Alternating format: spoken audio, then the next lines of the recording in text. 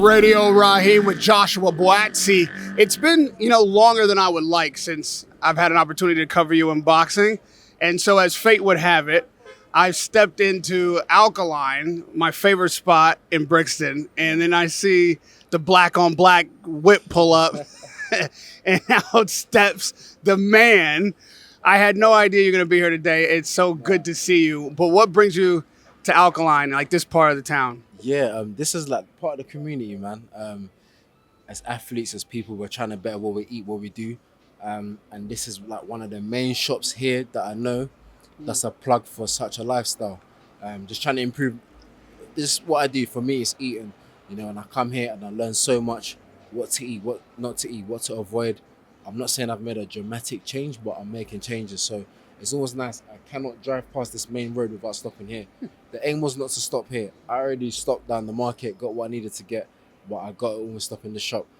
So I pulled up, and here you are, man. But welcome to Brixton, man. Why, thank you, man. I feel at home here. We were just talking about how I'm from Oakland, and I didn't realize that you had moved to Oakland. I know you're training there. What's the experience like coming from London and the community that you're accustomed to coming over to America in Oakland? It's very different, like from England to the States. But you are right. Oakland is very similar to here. I'm not gonna lie to you. There's bits of it where I'm like, oh, this is like Brixton, or when I'm in Oakland, at certain parts, I'm like, this feels like home. This feels familiar to me. But other parts of the States, I'm like, nah, it's different. But in terms of Oakland and here, it's very similar, very, very similar. What does it do for your spirit? Like, this community obviously has such deep roots. There's still so many shops like this that are organic. Obviously, people who live and work in the community are still functioning here and making this space feel like home. For me, it does a lot. Like I said, I'm always trying to improve things within myself, and for me, eating is one of them. What I do eat, but like I said, the things that I've learned here, I never would have learned. The knowledge, just what not to eat, what to avoid, what to try to remove from your body, what to try to have more in your body. I just learned it all from the shop. Yes, it's a community. We come here, we talk, we laugh, we do all of that, but we're eating. You're learning something of someone in every conversation that you have, and that's the beauty about it, man. I just finished sparring now, but I'm going to stop here because I know I'm going to learn something new, so I embrace it all, man. So eating clean and being so specific about what you put into your body, how is that materializing when you're sparring, when you're in the fights and under the hot lights? Do you know what the truth is? And I always laugh at this.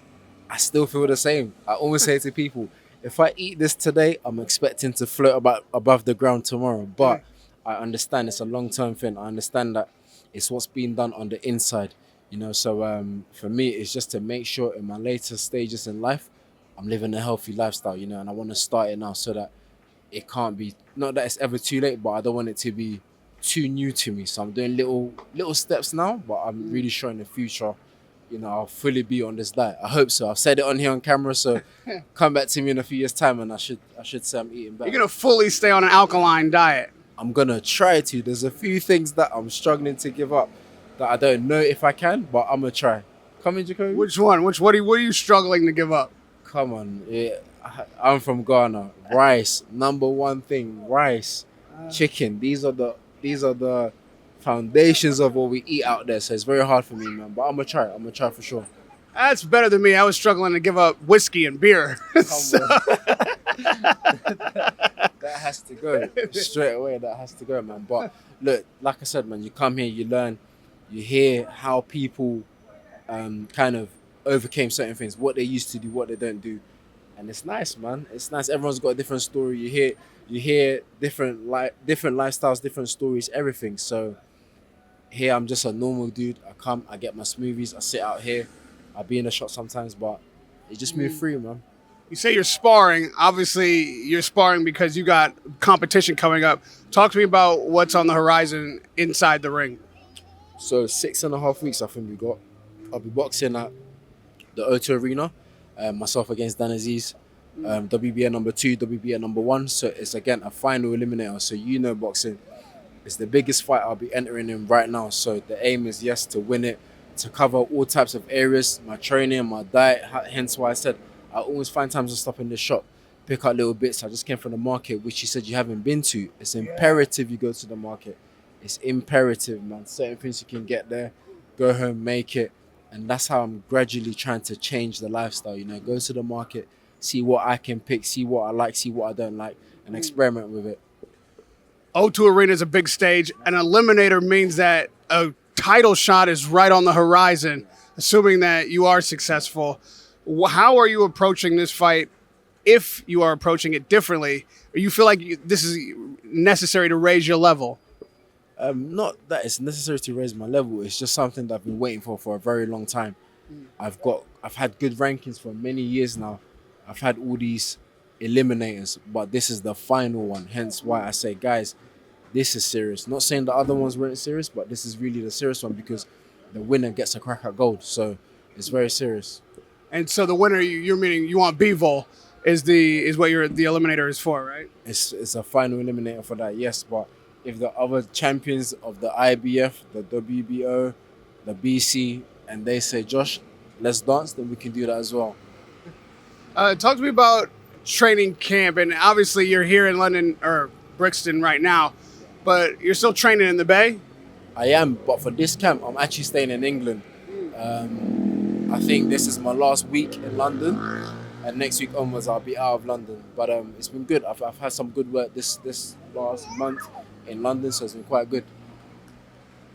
I know that there's controversy back and forth. Ironically, I just came from an event with Eddie Hearn, and you plotted your own course. What's it been like since that split?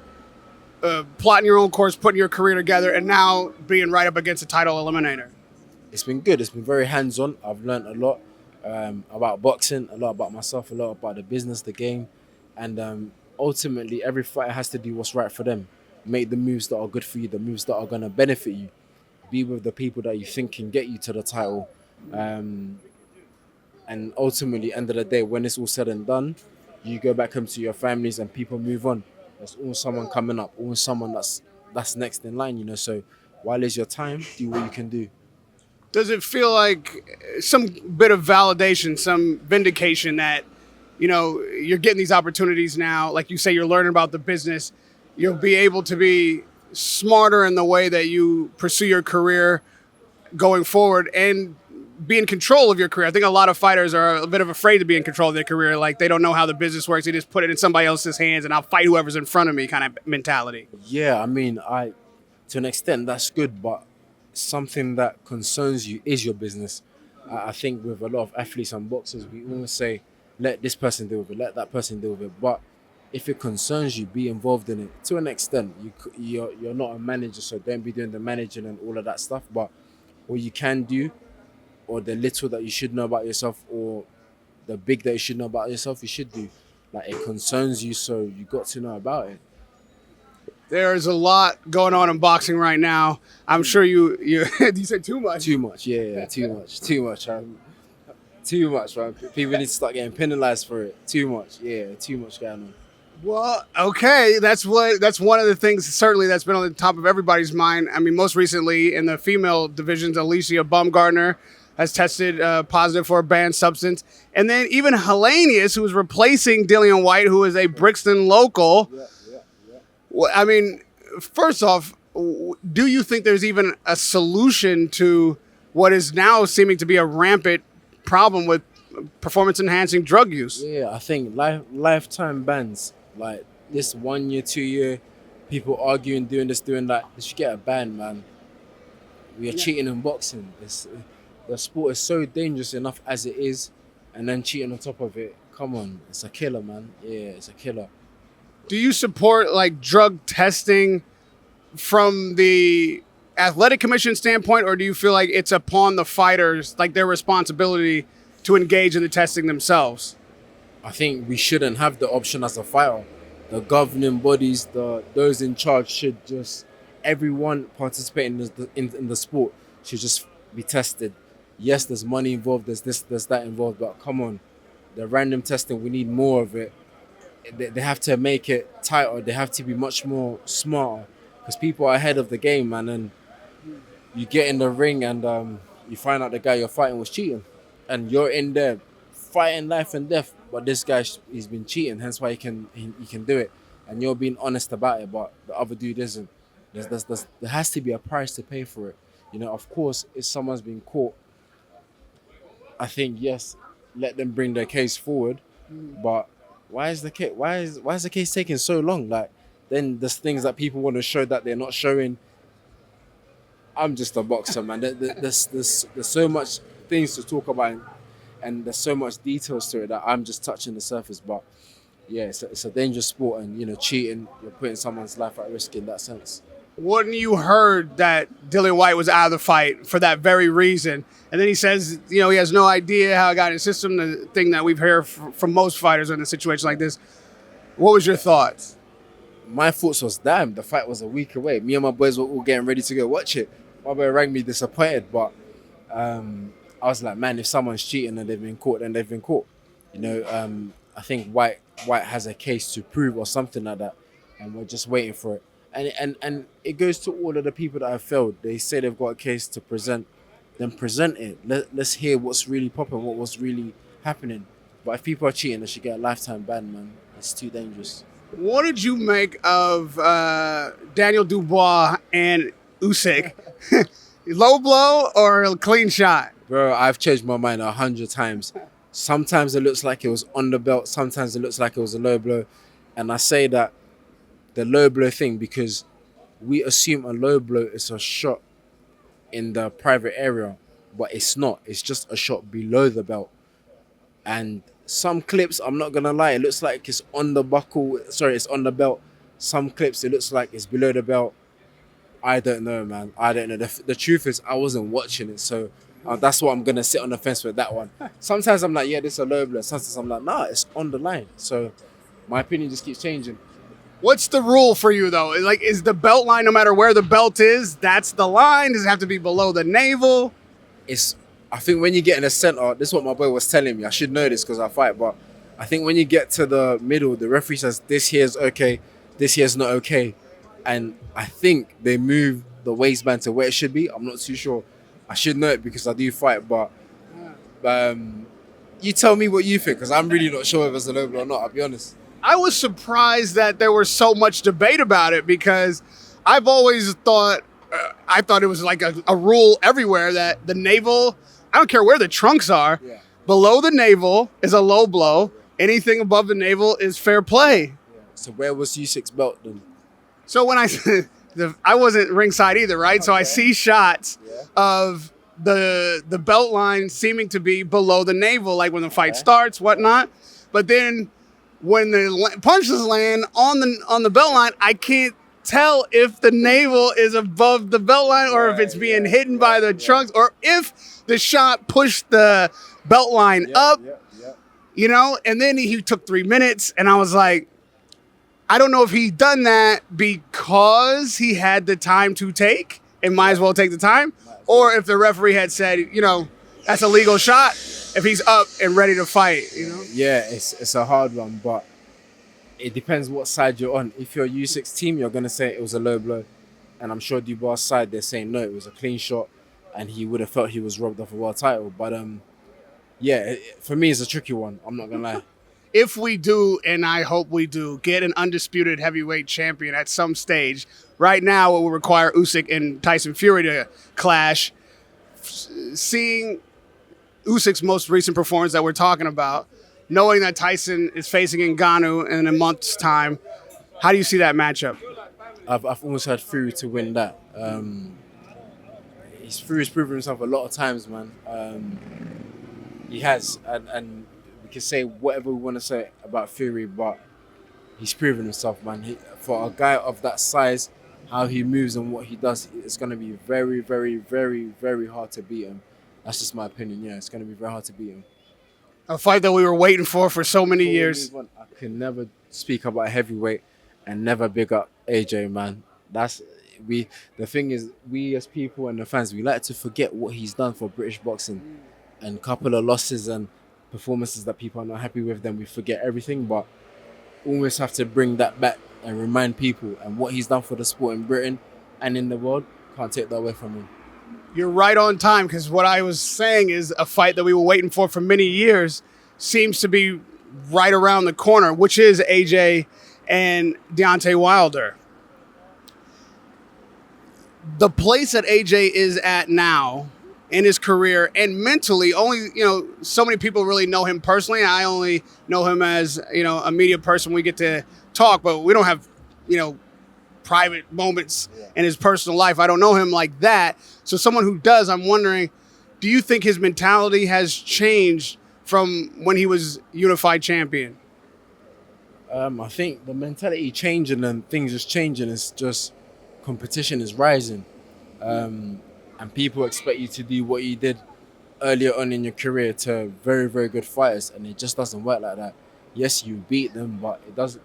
The guy you boxed on your first 10 fights is not, the quality and the level is not the same as the guys that he's fighting. Has his mentality changed? I don't know. Would have to talk to him and say that, but he's still in the game. One thing I would say though is, I don't know his bank account balance, but he does not have to fight right now. See, he opens his bank app, he does not have to fight. And if he's still fighting, for me, the mindset is good. He doesn't have to. He doesn't have to fight, man. And let's just think for a minute. If you, Radio Rahim, had all the money he had, some of the things you're doing now for money, would you be doing it? You wouldn't. I would still be sitting here talking to you. So the passion that I have for the sport, I understand having passion for the sport. Talking to me, but having to go through the training and then fighting in front of people and the comments on social media, all of that, you'd pack it in. You've got the money. You're good. So for me, if he's still fighting with that bank balance, then the mindset's good. You've trained now with an American trainer. Joshua's over there with Derek James in Texas. Do you feel like that trainer switch and what he's experiencing in that camp is improving him, and how you think it changes his game? Yeah, it will change his game because he will learn things that we're not necessarily taught in England, or the approach should be different, or the breakdown of things will be different. So it will change his game. For example, for me in his last fight against Hellenius, it was a setup punch that knocked him out. Showed to the head, went to the body, back to the head. It was beautiful. Took a while to come, but that means he was setting it up. It didn't happen the first 6 rounds, whatever. I think he knocked him out in round 7 or 8, but it was a setup punch. So for me, a change like that is only going to be good. That's just my opinion. Again, it might be biased, but last fight, it looked good. Hellenius is not, it's not a walkover. I think he boxed a week before that fight, so he was fresh, he was sharp. How do you see the matchup with Joshua and Wilder? Whoever lands first clean wins. Yeah, it's that simple. Yeah, so whoever lands the most meaningful punch, they're both great finishers. So whoever lands that first will capitalize, and the fight's over.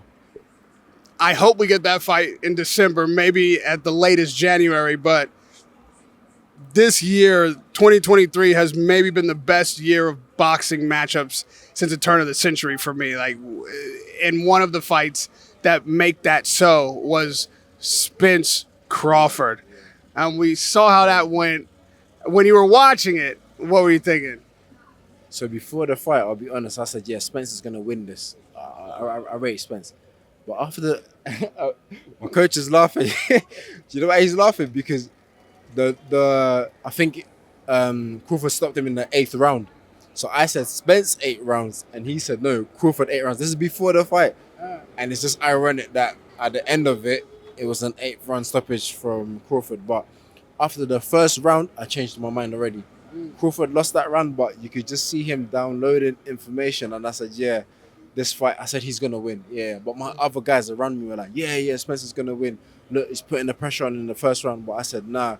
Crawford is just gathering data, and when he's ready, it's going to be a wrap. And all praise to him, because how you dominate an undisputed fight like that, I don't know. All praise to him. Yeah. Well, Spence is a warrior and a man of courage. If you've ever known one, he's activated the rematch clause. He believes he can come again and come better. I'm speculating that this fight will be at 154 pounds. They both seem to be struggling to make 47. How do you think the rematch goes? And let's assume it is at 54. Does that make a difference? What I would say is also to give credit to Spence, because he didn't sit in his corner and says, I've had enough. He kept on coming out. So we have to give him props there. Will it be a different fight fight at 54, sorry. I'm going to reserve my comments because I thought on the weekend just gone, if the same Eubank that we saw showed up against Smith, it was going to be a wrap. And it wasn't. And sorry to divert, but we also must give all praise to Eubank Jr. We have to, because as much stick as he got when he lost from people, they now have to reverse it and give him praise because he went out there and he said, look, you got a lucky round in the fourth and knocked him out. But he says that's not going to happen again. And he, the thing is, I was there. He silenced the whole crowd because he came out, there were boos, there was this, there was that. Cool. But he went out there and he did what he had to do. So based on that, again, I can't go on the fact that what happened is going to happen again. But I do think Crawford is a special guy, man. So will it be the same result in a different weight category? Very hard not to say that it's going to be the same result. We've heard Crawford call out Canelo, not just call him out, but say he's willing to fight at 168 pounds. You think that not only is that a good idea, but that he could win it? Boy, it's boxing, man. Crawford is a very, very good guy. Whether the weight will be too much for him, I personally think so. The weight might be too much, but just the way he dominated Spence, you just can't write him off. Like, you just can't. Think about, this is an undisputed fight. Usually those fights, they're close in competition. Someone wins just on a few points or whatever it is, but this was a all-out whitewash, 7-1, because I gave Spence the first round. This is for David. Please, I'm good. Yeah. Bring the main man in. Get him to... Wait, one more on boxing. One more on boxing. Because I'm gonna talk to. That's the interview now. Yeah, well, I'm gonna talk to Tyson Fury and Ngannou tomorrow as the announcement presser is happening. What do you make of that fight? People are not happy with it, but I always say again, if you were put in their shoes to make stupid money for fighting somebody different like that, we'd all do it, and that's the honest truth. Let's not faff around and people say no, boxers fight boxers. It's true. I think boxers should fight boxers and this and that, but that opportunity presents it to everyone, they would all take it. So, Rahim, thank you very much. One more, because this was what I was waiting for the close. All right. Eddie has guaranteed us that Ben Eubank is happening. That's like what everybody's making next. We've already talked so much about what this PD thing is. He's been, I guess, cleared by the British board to a certain extent. There's an appeal and all this stuff, but it looks like he'll be able to fight in the UK. After what we've just seen from Eubank, what do you make of that matchup? And do you support it even going forward? Do you think Ben should be able to fight again? I'm not the British board, man, but like I say, if people are cheating, they should get a lifetime ban. Simple as, man. Get a lifetime ban if people are cheating. If they've been caught cheating and they can't prove nothing or they can't defend themselves or whatever it is, get a lifetime ban, man. Can he beat Eubank? I don't know. We'll have to see. But I've seen Eubank's recent performance. Very impressive. Let's not forget Ben is explosive, good fighter, this and all of that. Clean sport, man. Yeah, clean sport. Let's not forget that we're going to see you at the O2 Arena in just a couple months' time. Yep. And October 21st, not even a couple months, like just a month. Yeah. And then that's your eliminator to get your title shot. Everybody in this community, I know, supports you in London, in Oakland. Yes, all of us who have watched your career come up is happy for you to get this opportunity. I can't wait to watch it. I hope you're successful in these journeys. I appreciate it. I know it's a long one. I'm just honing in on your day. So it's very kind of you to take this time. Radio Rahim with Joshua Buatsi.